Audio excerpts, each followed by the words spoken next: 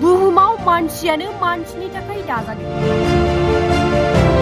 बेखौ दिनै फोरमान खालामबाय उदालगुरिनि सासे लाइमोन जाखांफु फालांगिरिया।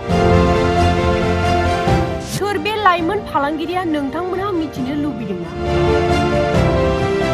नैबे सावगारियाव नुनाय लाइमोनानो जादों इलुद दैमारि। उदालगुरि जिल्ला भारत भुटान सीमाजों नांजाबनाय माखासे ओनसोलफोराव थांनाय गोलाव समनिफ्रायनो हाग्रा मैदेरनि उदखाराव गोजोन गैयै थासारिखौ नोजोर बोनानै माखासे आबाद मावनानै जाग्रा आबादारिफोरनो नैबे हरिसिंगा ओनसोलनि जाखांफु लाइमोन फालांगिरि इलुद दैमारिया गावनि रां खरसा खालामना थांनाय सानखालि बनगुरुं गेवलां गेलेग्रा फोथाराव बरला एनजिअनि बानजायनायाव गं 20थानिबो बारा टर्च लाइट आबादारिफोरनो राननानै होनायखौ नुनो मोननाय जादों।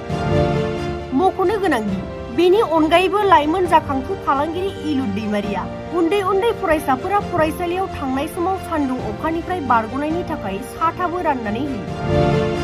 एनजिअजों गोलाव सम नांथाबना खामानि मावबोनाय अर्जुन नार्जारिया हाबाफारियाव गाहाय आलासि महरै बाहागो लाफैनायखौबो नुनो मोननाय जायो। दानिया फै बे समाव एनजिअनि आफादगिरि नहासन दैमारि लोगोसे अर्जुन नार्जारिया हाबाफारिनि गेजेरजों मा फोरमायदों आबुङै मिथिना लानि। गिबिथाराव बोरला एनजिअनि नैबे दिनैनि नैबे इनिशिएटिभ जेराव माने टर्च लाइट आरो साथा राननाय आं बिराद बाहागो लानो मोना गोजोननाय मोनदों। लोगोसे दिनैनि नैबे इनिशिएटिभआव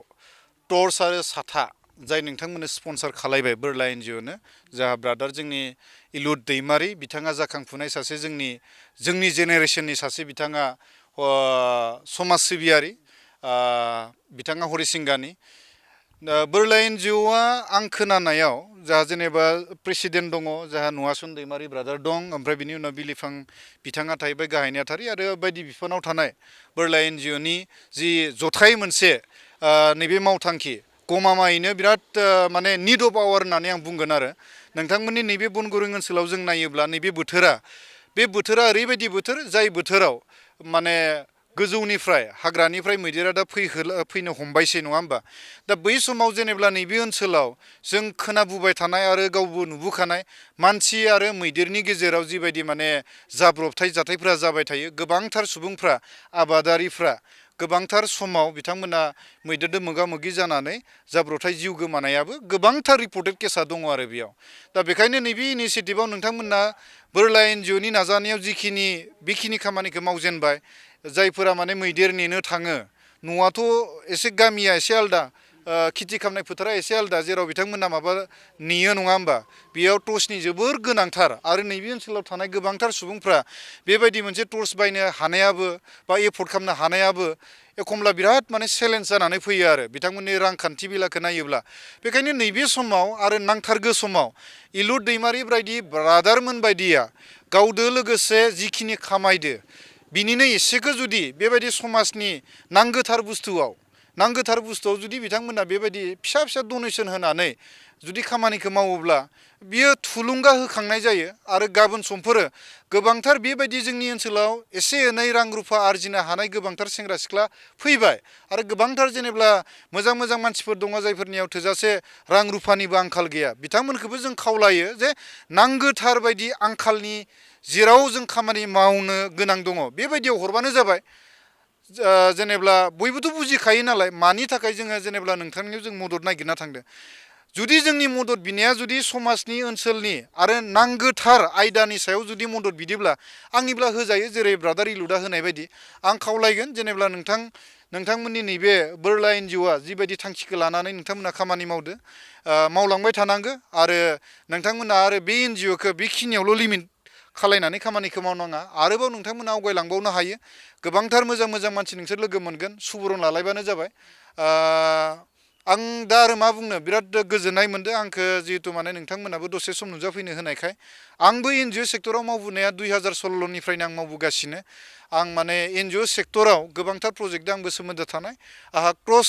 प्रजेक्ट सेक्टराव आंहा एक्सपिरियेन्स थानायखाय जिखिनि रायजो राजाजों मोगा मोगि जानानै आं सावरायनो मोनबाय गोजोननाय मोनदों आरो नैबे सावरायनायाव टर्चल' होनाय नङा जायफोरनो साथाखौ नोंथांमोना फरायसाफोरनो थांखिनानै होबाय बै फरायसा गथ'फोरदोबो जों फरायनायनि फंसे फंनैथ' जों रायज्लायनो मोनबाय आं गावखौनो गाव माने गोजोननाय मोनदों आरो बोरला एनजिअखौ आङो मात्र बेखौल' खावलायगोन एनजिअनि स्टेन्डार्डआ मात्र गामियावल' मावनाय बिदिबो नंखाया बिराद जों गोजौआव थांनो हायो नोंथांमोनाबो बेखौ नाजालांबाय था रावबो हमथानो हाया मोजां मानसिदो एसे कानेक्ट जा बिनि उनाव नोंथांमोना कन्टिनिउ खामानिखौ मावलांबाय थानो हागोन आरोखि बयबो मिथिगौ नैबे जोंनि भुटान आरो भारत सिमाजों नांजाबनाय एबा कालिंग आरो फरेस्टजों नांजाबनाय जिफोर नैबे सा ओनसोलाव गामिफोर दङ जेरै बनगुरुम बरमुकलि साग्लिसार बे एरियायावहाय माने सानफ्रोमबो मैदेरनि माने दावराव मानसि आरो मैदेरनि गेजेराव जि कनफ्लिक्ट बियो सानफ्रोमबो जाफ्लेबाय थायो आरो बे समयसाखौ लानानै जोङो बरला एनजिअ जानानै गोबां समनिफ्रायनो जों नाजाबाय थादों मैदेर आरो मानसिनि गेजेराव जे दाङाबाजि बेखौ माने एसेब्लाबो खमायनो हायो नामा बा बेबायदि समयसानि गेजेराव रायजो राजाफोरखौ एसेब्लाबो सहाय खालामनो हायो नामा बे खोथाखौ जोङो सानफ्रोमबो सिन्था खालामबाय थायो आरो बेबायदिनो जोङो बे समयसाखौ लानानै जोंनि हरसिंगा ओनसोलनि खोब जौगाफुनाय सासे समाज सिबियारि फंबाय इलुद दैमारि बिथांखौ जों खावलायबाय बिथांखौ जों रिकुवेस्ट खालामबाय ब्रादारा हायोब्ला बेबायदि समयसानि थाखाय बे बोथोराव टर्च लाइट आबादारिफोरनो जुदि रानना होनो हायोब्ला खोब मोजां जागौमोन होननानै जोंनि खावलायनाय लेखानो एबा जोंनि खावलायनाय लोगो लोगो बिथाङा जोंनि खावलायनायखौ लाखिबाय आरो जोंनो दिनैनि सानाव बिथां इलुद दैमारिया जोंनो बेबायदि माखासे टर्च लाइट आरो फरायसा फरायसुलिफोरनो साथा बेबायदि माखासे होनायनि बेबस्थाखौ लाबाय आरो दिनै बिथाङानो गावनि आखाइजों माखासे रायजो राजाफोरनो बैफोर मुवाफोरखौ राननानै होबाय जों बिथां फंबाय समाज सिबियारि इलुद दैमारिखौ जों बरला एनजिअनिफ्राय जानानै लोगोसे बे ओनसोलनि रायजो राजा जानानै बिथांनिसिम रोजा रोजा साबायखर बावनाय थाबाय आरो जों आसा खालामदों बिथाङा बेबायदिनो जोंखौ सम सम जोंनि नांगौ समाव जोंनि गोनांथि जानाय समाव जोंखौ हेफाजाब खालामगोन जोंखौ अनसायगोन आं आसा खालामदों बे समाव बिथांखौ रोजा रोजा साबायखर बावदों आरो बे ओनसोलनि जायफोरनो जोङो जेफोर मुवाफोरखौ रानना होबाय बिथांमोनाबो गोसो गोथारै नाजावबाय बिथांमोनखौबो जों बरला एनजिअनि जानानै रोजा रोजा साबायखर बावनाय थाबाय